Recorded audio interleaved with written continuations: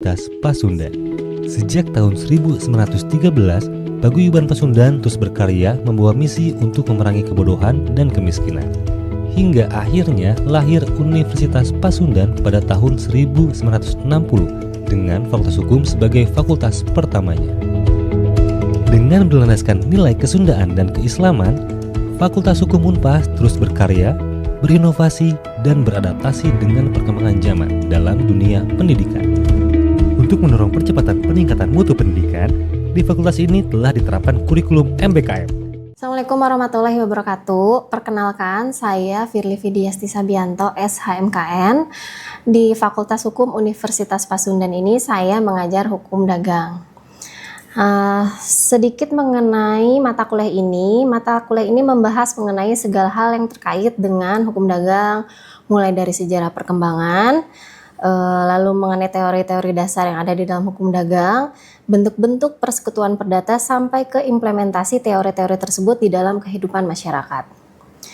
Lalu untuk perkuliahan hukum dagang ini, keseluruhannya terbagi menjadi 16 pertemuan. Dibagi menjadi 16 pertemuan dengan pembagiannya 14 pertemuan untuk perkuliahan, dan 1 pertemuan untuk UTS, dan 1 pertemuan terakhir sebagai UAS.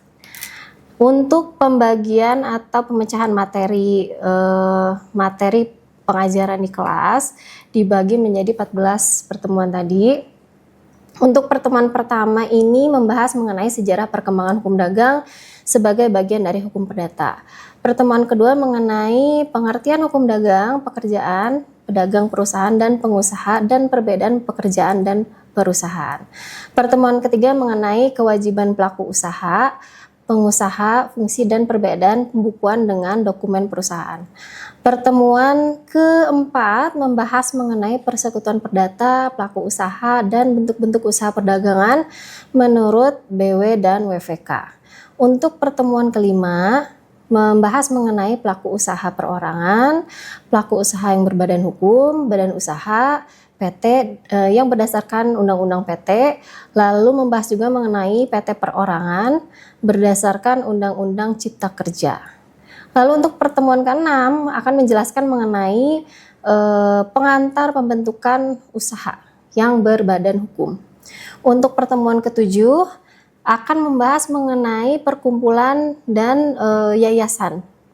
Untuk pertemuan di 8 membahas mengenai pedagang perantara di dalam hukum dagang. Pertemuan ke-9 membahas mengenai pengangkutan darat, pengangkutan laut, dan pengangkutan udara. Lalu untuk pertemuan ke-10 akan membahas mengenai jual beli dagang dan Incoterm 2020 juga UCP 600. Dan untuk pertemuan ke-11 membahas mengenai penyerahan dalam jual beli dagang menurut Incoterm 2020 dan menurut UCP 600. Untuk pertemuan ke-12 akan membahas mengenai perbuatan melawan hukum yang ada di dalam hukum perdagangan.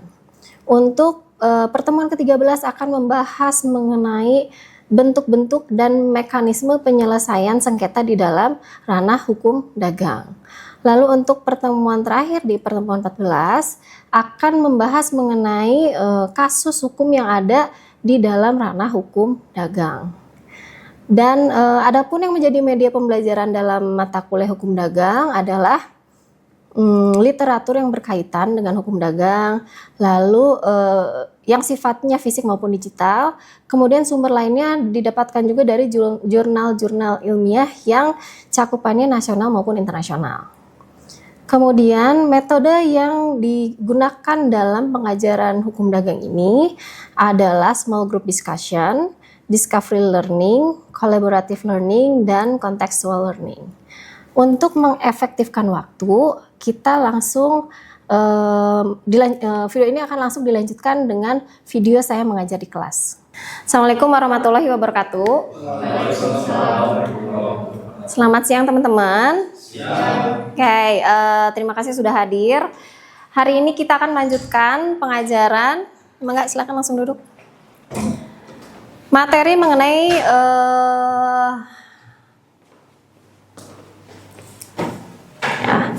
ini adalah Kita mau membahas mengenai pelaku usaha. Nah, coba teman-teman, ada yang kebayang nggak kalau pelaku usaha itu seperti apa? Karena kita ngomongin hukum dagang nih. Pelaku usaha. Pelaku usaha. Pedagang di sana pelaku usaha? Pelaku usaha. Kalau misalnya Anda beli baju ini, yang bikinnya pelaku usaha?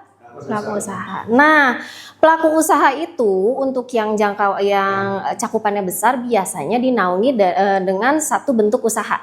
Nah, seperti ini, ada pelaku usaha yang bentuknya matskap. Udah pernah dengar?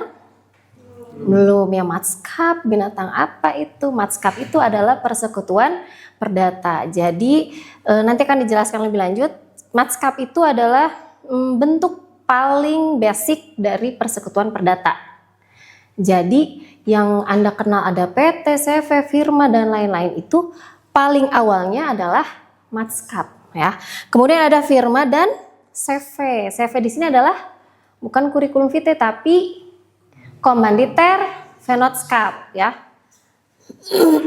Kemudian ada PT, BUMN, yayasan dan koperasi. Nah, itu semua berangkatnya ada dari si matskap tadi. Jadi seperti ibu dari semua persekutuan perdata, gitu ya. Nah, teman-teman, sebelum itu, teman-teman pasti pernah dengar ada yang namanya badan usaha. Badan usaha yang berbadan hukum. Kalau ada yang badan hukum berarti ada yang non badan hukum, gitu kan ya? Nah, kira-kira kalau yang badan hukum yang kayak gimana, ada yang tahu nggak? Badan hukum. Badan hukum itu harus ada ciri dan syaratnya. Kalau badan hukum itu harus ngapain sih? Kalau badan hukum, misalnya PT, dia bikin PT susah-susah, ada RUPS, tahu RUPS? Rapat Umum Pemegang Saham, susah loh itu, keluar duitnya banyak. Ya, untuk sampai dapat bikin pengesahan RUPS. Tujuannya untuk apa? Apakah cuma silaturahmi? Enggak dong. Buat apa? Mencari mau jualan nih. Ya, di keuntungan. Jadi mau jualan di bawah naungan PT, tujuannya untuk apa? Bukan charity, harus cari. Tujuannya sama, berarti saya, Anda bikin PT mau ngapain? Charity? Bukan, cari keuntungan. Berarti punya tujuan tertentu, yaitu cari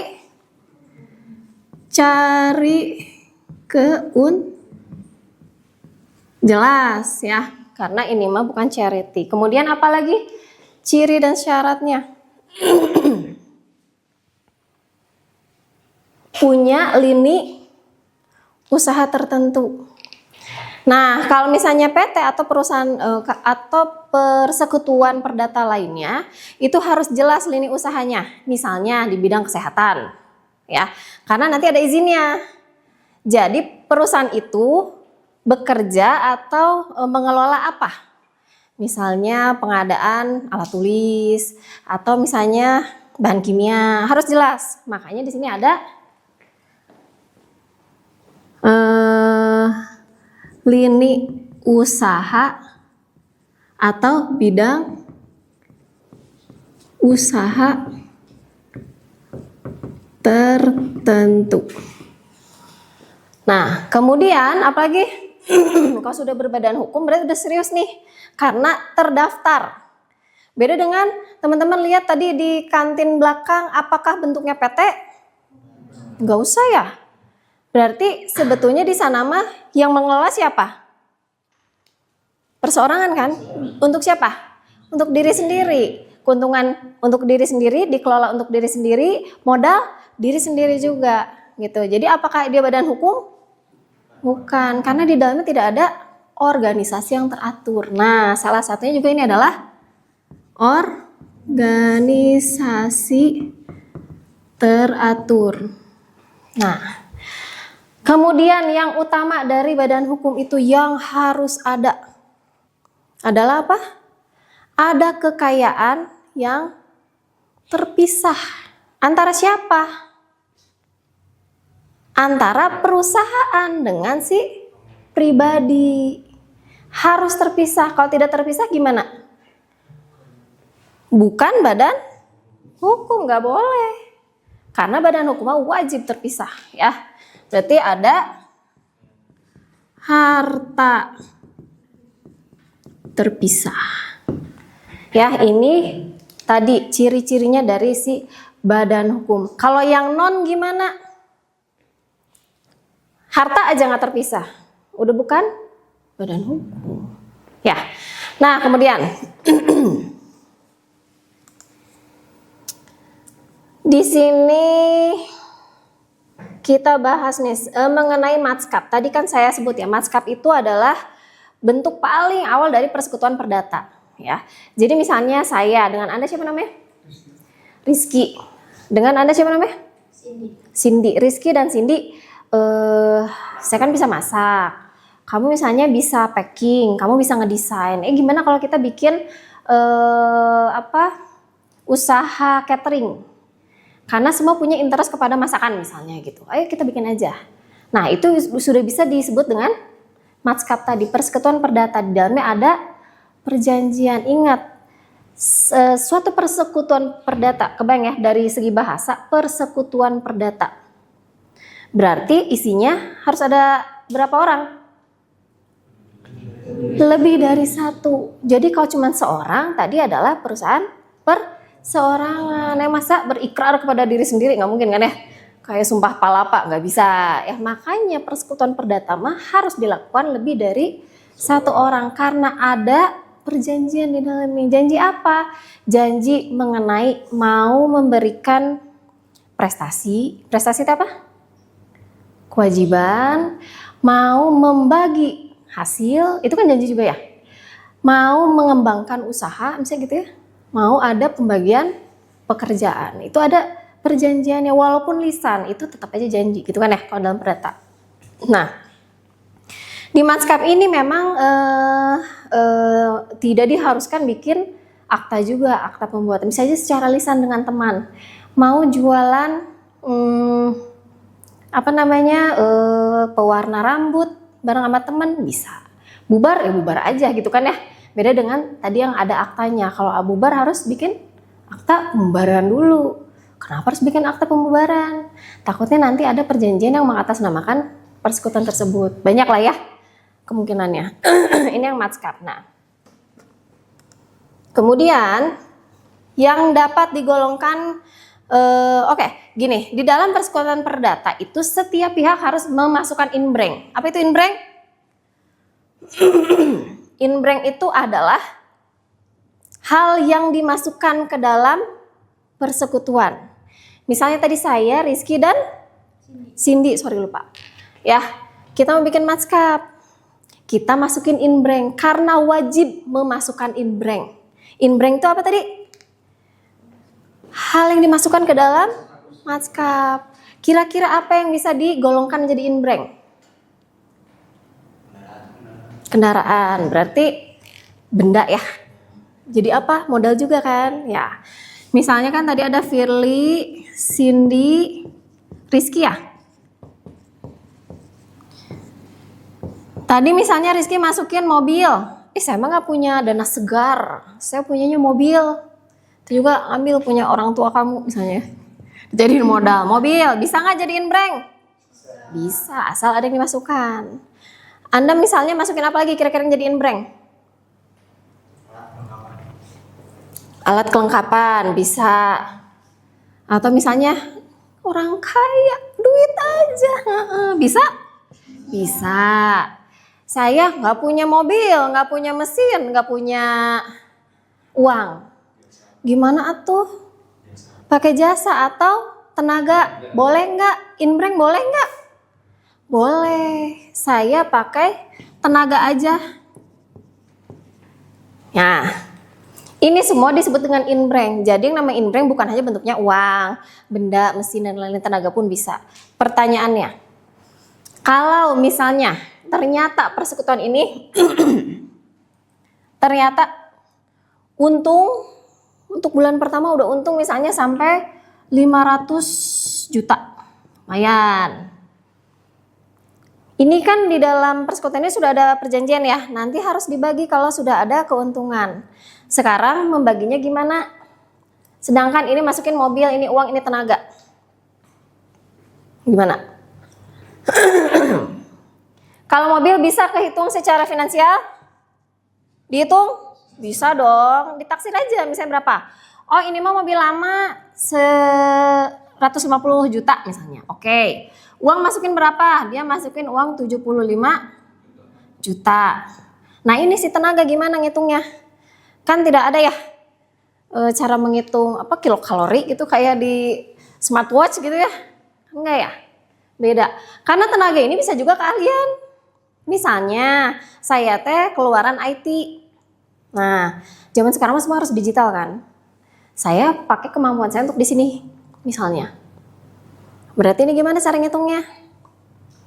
Sebetulnya cara menghitungnya, jadi kan ini bisa dibikin perbandingan ya.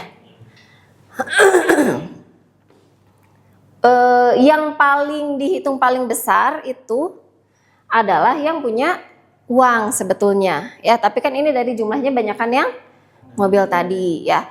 Terus kalau tenaga gimana? Berarti dihitungnya sebagai inbrank paling kecil. Kecuali ada kesepakatan sebelumnya karena ternyata tenaga IT sekarang lagi dipakai banget misalnya.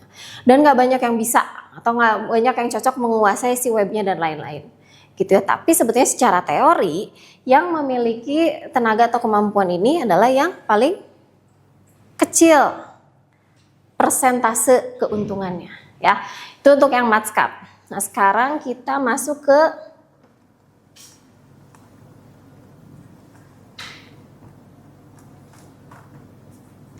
pernah dengar firma? Firma tuh kayak gimana? Contoh firma aja.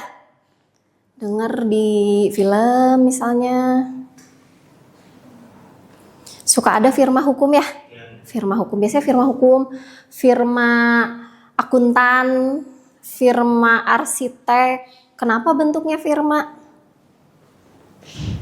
Firma ini biasanya gabungan dari orang-orang yang memiliki skill yang sama.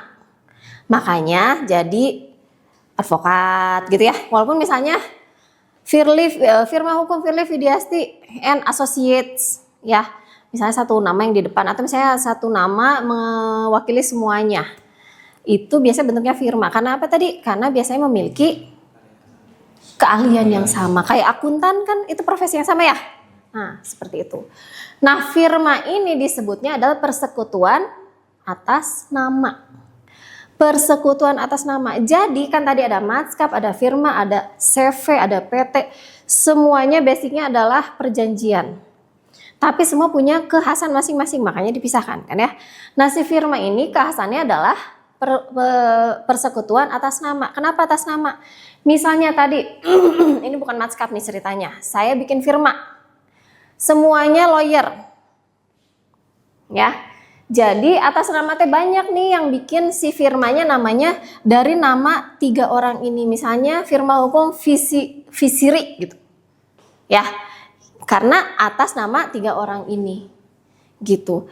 Jadi kalau firma ini sifatnya setiap sekutu, tiap pihak ini disebutnya sekutu. Setiap sekutu ini boleh melakukan perjanjian, menutup perjanjian keluar dengan mewakili 2 lainnya. Jadi semua berhak bikin perjanjian keluar atas nama teman-teman satu firmanya. Gitu ya. Kemudian nah, yang membedakan ya, si firma ini bersifat pribadi untuk keseluruhan atau tanggung jawab renteng bagi perjanjian perikatan persekutuan. Maksudnya gimana? Kalau misalnya ya, Cindy ini menutup perjanjian dengan pihak ketiga, ternyata dia bikin firma rugi sampai 500 juta. Nah, ini pertanggungjawabannya menyangkut ke seluruh firma karena satu orang bikin perjanjian mengikat untuk semuanya. Jadi si 500 juta ini harus dibayar oleh firma. Firma kan isinya 3 ini. Urusan di dalamnya nanti siapa yang bayar lebih banyak itu urusan mereka.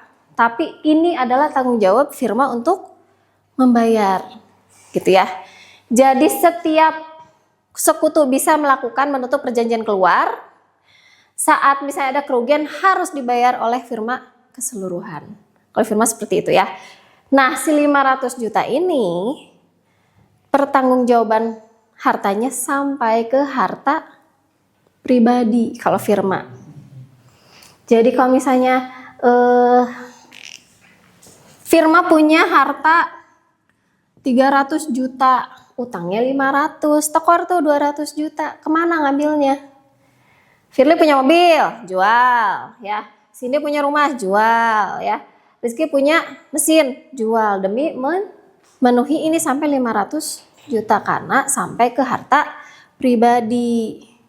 Ya, nggak bisa tuh, jangan ngerampas harta saya. Nah ini mah ngomongin firma, nggak bisa kalau firma itu sampai ke harta pribadi. Oke, sampai sini ada pertanyaan soal firma?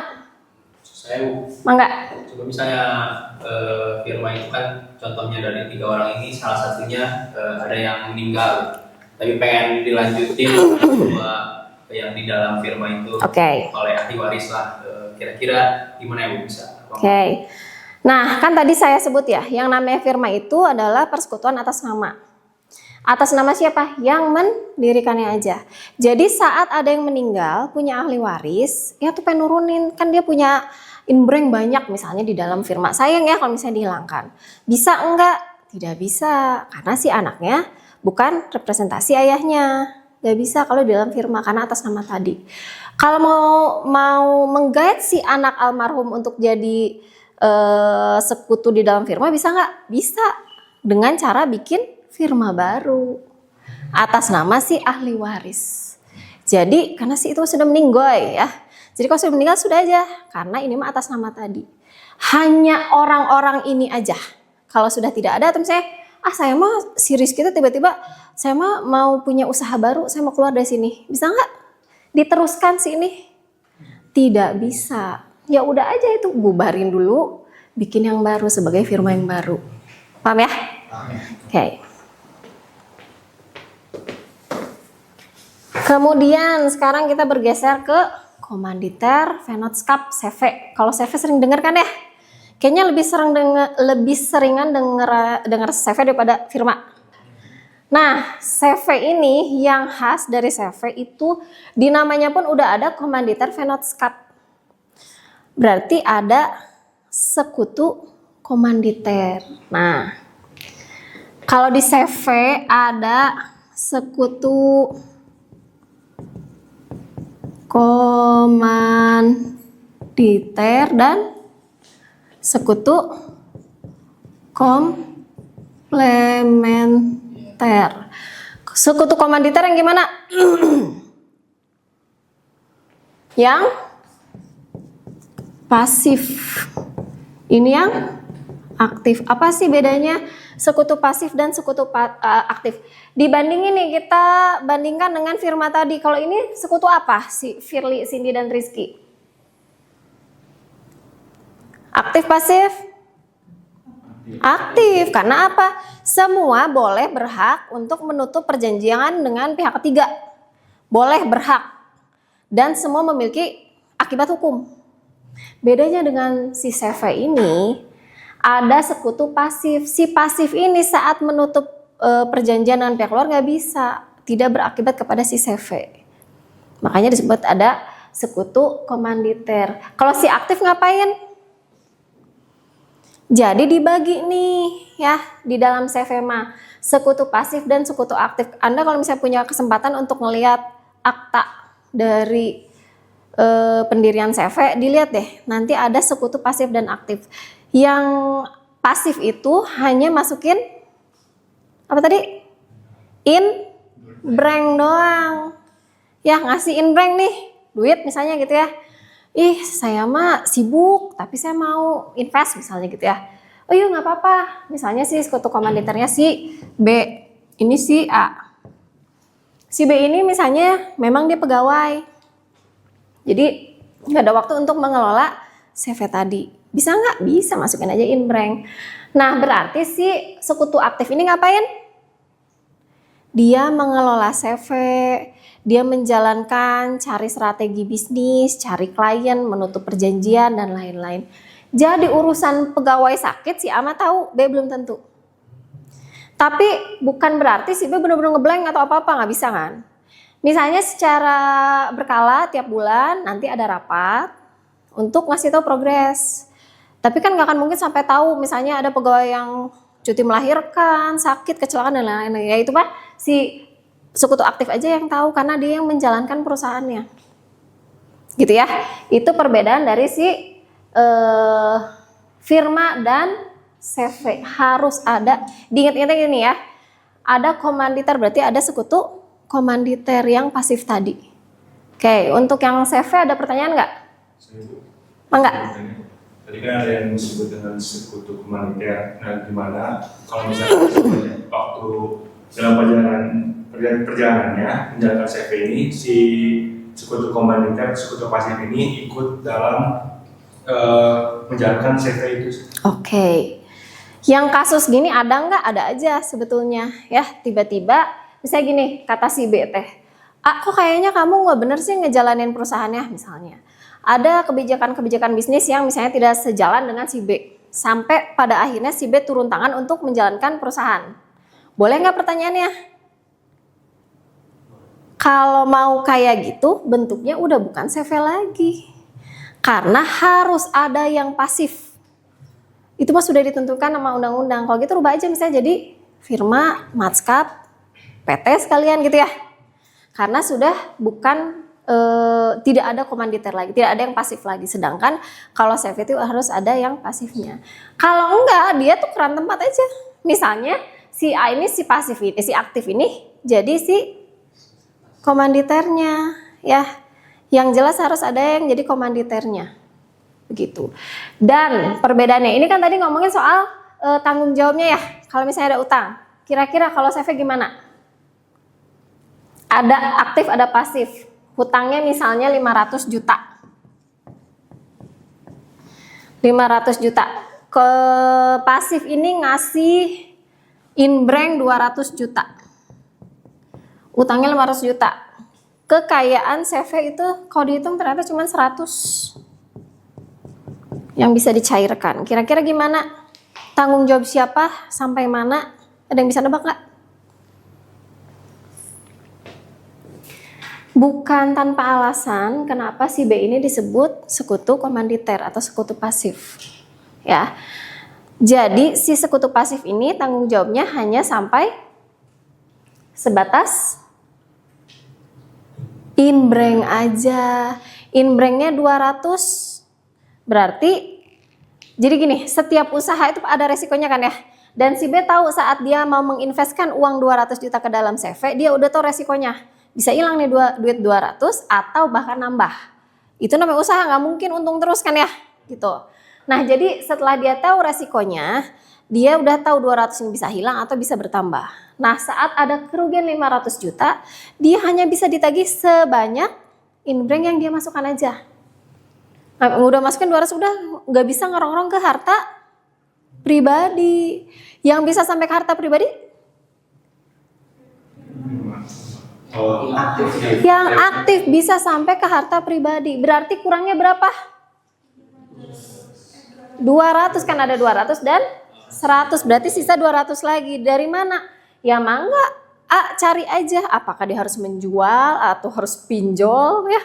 Pokoknya harus kebayar nih sampai ke harta pribadi. Nah, sekarang balik lagi ke ciri badan hukum tadi.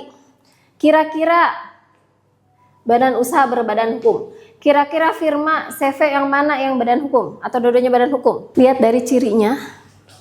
Mana ada yang badan hukum? Atau dua-duanya badan hukum? Atau keduanya bukan badan hukum? Atau gimana?